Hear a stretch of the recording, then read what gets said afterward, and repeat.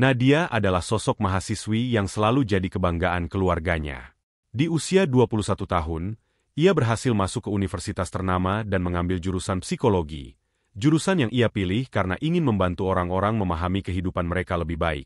Semua orang mengenalnya sebagai pribadi yang cerdas, berwawasan luas, dan penuh mimpi besar. Namun, hidup Nadia yang terlihat sempurna mulai berubah ketika suatu malam ia menerima undangan bergabung dalam grup diskusi literasi di WhatsApp. Dalam grup itu, ia bertemu dengan Raka, seorang pria sederhana yang jarang berbicara. Namun setiap kali ia mengetikkan pesan, kata-katanya selalu penuh makna. Percakapan mereka dimulai dari diskusi biasa tentang buku, hingga akhirnya merembet ke cerita pribadi. Raka bercerita tentang kehidupannya yang terbatas karena kecelakaan beberapa tahun lalu, yang membuatnya harus hidup di kursi roda. Meski demikian, Raka tak pernah kehilangan harapan. Kata-katanya yang penuh filosofi dan pandangan hidup yang mendalam membuat Nadia merasa ada yang berbeda dalam diri pria ini. Dalam waktu singkat, percakapan mereka menjadi semakin intens. Nadia merasa seolah sudah mengenal Raka seumur hidup. Ia merasa menemukan seseorang yang mengerti dirinya lebih dari siapapun. Meski mereka belum pernah bertemu secara langsung.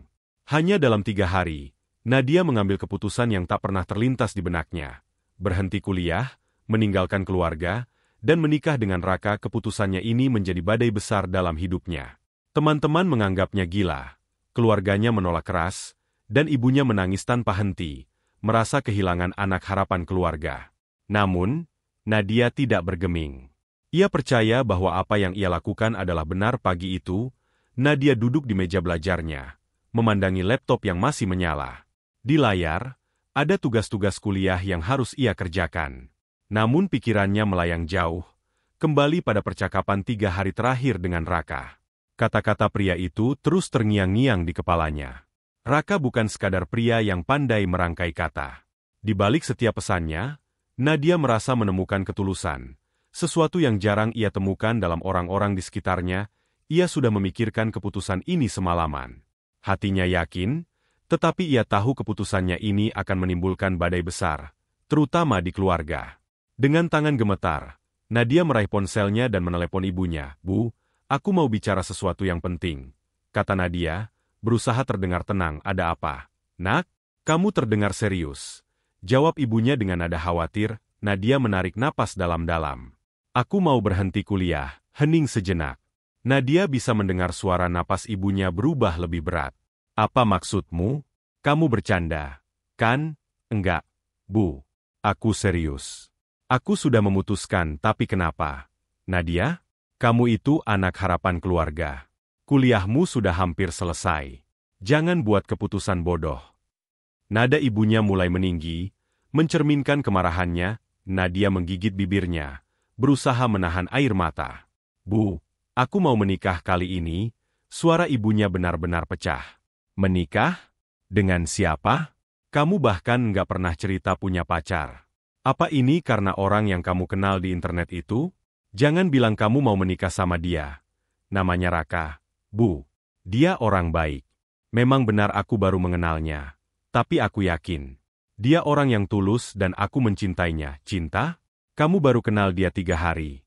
Nadia, 3 hari. Kamu bahkan belum pernah bertemu langsung. Bagaimana kamu bisa yakin dia orang yang tepat?" Nadia tak bisa menahan emosinya lagi. "Bu, aku tahu ini terdengar gila. Tapi aku merasa Raka adalah takdirku.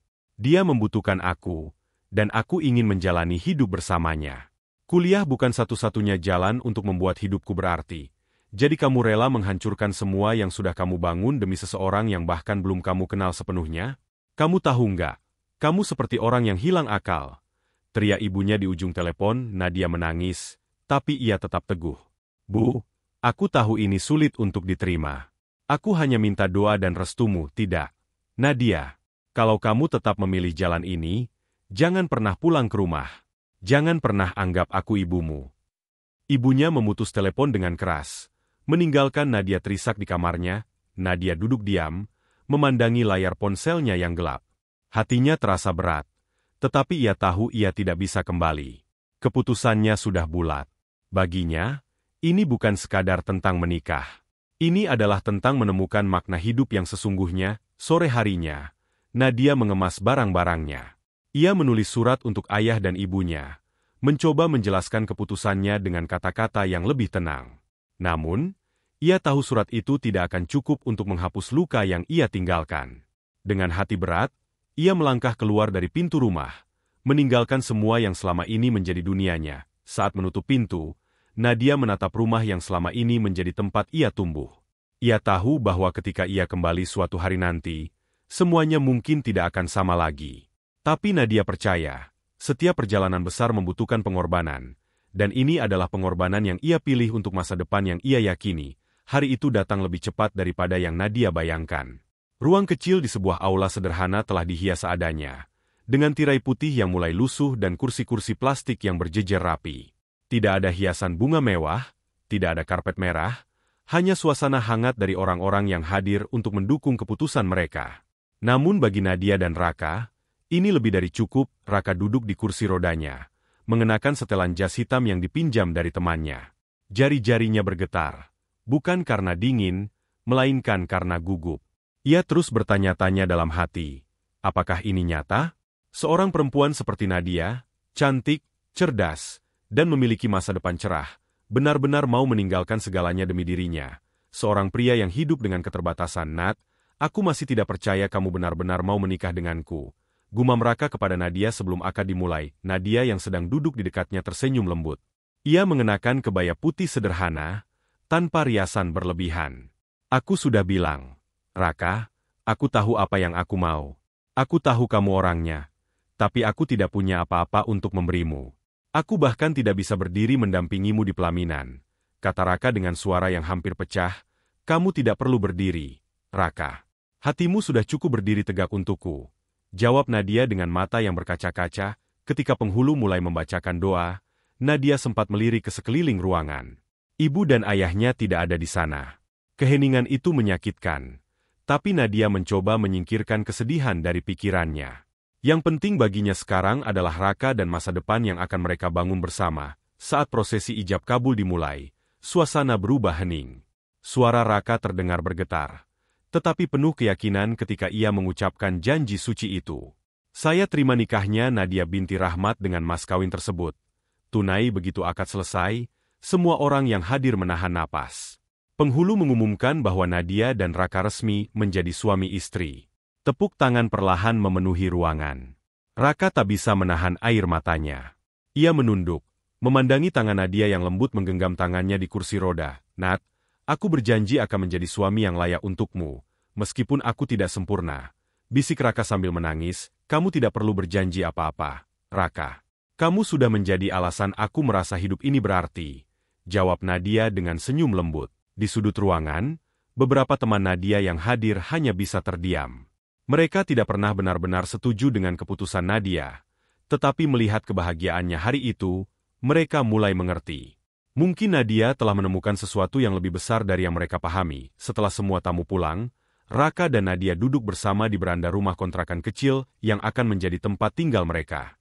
Suasana sunyi, hanya suara jangkrik menemani malam mereka. Raka menatap Nadia dengan rasa syukur yang tak terhingga. Aku masih merasa ini seperti mimpi. Nat, kata Raka dengan suara pelan. Nadia tersenyum, menatap ke arah bintang-bintang di langit. Hidup kita baru saja dimulai, Raka. Mungkin ini tidak akan mudah, tapi aku yakin, ini adalah jalan yang benar. Raka meraih tangan Nadia, menggenggamnya erat. Untuk pertama kalinya, ia merasa bahwa hidupnya yang selama ini penuh keterbatasan kini memiliki harapan baru. Dan malam itu, meski sederhana, menjadi awal perjalanan mereka menuju kehidupan yang penuh makna dan cinta. 2 bulan setelah pernikahan, kehidupan Nadia dan Raka perlahan mulai menemukan ritmenya. Meski tinggal di rumah kontrakan kecil, mereka saling mendukung dan menikmati hari-hari sederhana bersama. Raka mulai merasa percaya diri kembali. Bahkan ia memutuskan untuk mencoba membuka bisnis online kecil-kecilan. Nadia mendampinginya dengan penuh semangat, memberikan ide-ide kreatif untuk produk yang akan mereka jual. Namun, di balik senyumnya, Nadia menyimpan rahasia besar yang belum pernah ia ungkapkan pada siapapun, termasuk Raka. Setiap malam, saat Raka sudah tertidur, Nadia sering duduk di meja kecil mereka, memandang foto-foto keluarganya di ponsel. Sesekali, ia menahan air mata yang ingin jatuh. Ia tahu waktunya tidak banyak, Dan itu membuatnya semakin ingin memberikan yang terbaik untuk Raka selama masih bisa. Suatu sore, Ibu Nadia tiba-tiba datang ke rumah mereka. Setelah 2 bulan tanpa kabar, akhirnya sang ibu memberanikan diri untuk menemui putrinya. Dengan raut wajah dingin, ia mengetuk pintu. Nadia membukakan pintu dan langsung memeluk ibunya erat. Meski ibunya hanya berdiri kaku, "Aku masih tidak setuju dengan keputusanmu, Nat. Tapi aku rindu," ujar ibunya dengan nada datar. "Aku juga rindu, Bu." "Terima kasih sudah datang," jawab Nadia. Air matanya mengalir. Raka yang mendengar percakapan itu segera keluar dari kamar dan menyapa ibu mertuanya dengan sopan. Ia mencoba menunjukkan bahwa ia adalah pria yang layak bagi Nadia. Meski hatinya tahu itu tidak akan mudah, setelah Raka kembali ke kamar, Ibu Nadia duduk bersama putrinya di ruang tamu kecil mereka. Ia memandang Nadia dengan tajam. "Nadia, aku ingin tahu, apa yang sebenarnya membuatmu mengambil keputusan ini? Kenapa kamu begitu yakin meninggalkan kuliah dan hidupmu yang dulu?" tanya ibunya tegas. Nadia terdiam. Ia tahu ini saatnya untuk jujur. Ia menghela napas panjang sebelum berkata, "Bu, ada sesuatu yang harus ibu tahu." Ibunya menatapnya dengan bingung. "Apa itu?" "Nat, aku punya penyakit jantung bawaan, Bu. Aku baru tahu setahun yang lalu, dan dokter bilang kondisiku sudah cukup serius. Mereka memperkirakan aku mungkin hanya punya waktu beberapa tahun lagi." Wajah ibunya langsung berubah. "Apa? Kenapa kamu tidak pernah bilang? Kenapa kamu menyimpan ini sendiri?" "Aku tidak ingin membuat ibu atau siapapun khawatir. Aku ingin menjalani hidupku dengan cara yang aku pilih sendiri. Dan saat aku bertemu Raka, aku merasa itu adalah jawabannya. Aku ingin menghabiskan waktuku untuk sesuatu yang bermakna, Bu." "Raka memberiku alasan untuk merasa hidupku berarti," jelas Nadia. Air matanya mulai mengalir. Ibunya terisah. "Nadia, kenapa kamu harus menanggung ini sendirian? Kami keluargamu. Kami akan mendukungmu, aku tahu, Bu. Tapi aku ingin membuat keputusan yang aku yakini benar. Aku ingin mendampingi seseorang yang benar-benar membutuhkan aku, dan aku tahu Raka adalah orang itu," jawab Nadia sambil menggenggam tangan ibunya. Di kamar, Raka yang tidak sengaja mendengar percakapan itu merasa tubuhnya gemetar. Ia tak pernah menyangka Nadia menyimpan rahasia sebesar itu. Setelah ibunya pulang, Raka mendekati Nadia dan memeluknya erat. "Kenapa kamu tidak pernah bilang, Nat?" bisiknya dengan suara bergetar. Nadia menatapnya, tersenyum lembut. "Karena aku ingin kamu melihatku sebagai Nadia yang kuat, bukan seseorang yang lemah. Aku ingin kamu percaya bahwa aku memilihmu bukan karena belas kasihan, tapi karena aku mencintaimu." Raka menangis di pelukan Nadia. "Kalau aku tahu, aku akan melakukan lebih banyak untukmu, Nat. Aku akan jadi suami yang lebih baik. Kamu sudah menjadi yang terbaik, Raka. Yang aku butuhkan hanya kamu, di sisiku," jawab Nadia sambil menghapus air mata di wajah suaminya. 2 tahun berlalu, dan kesehatan Nadia semakin menurun.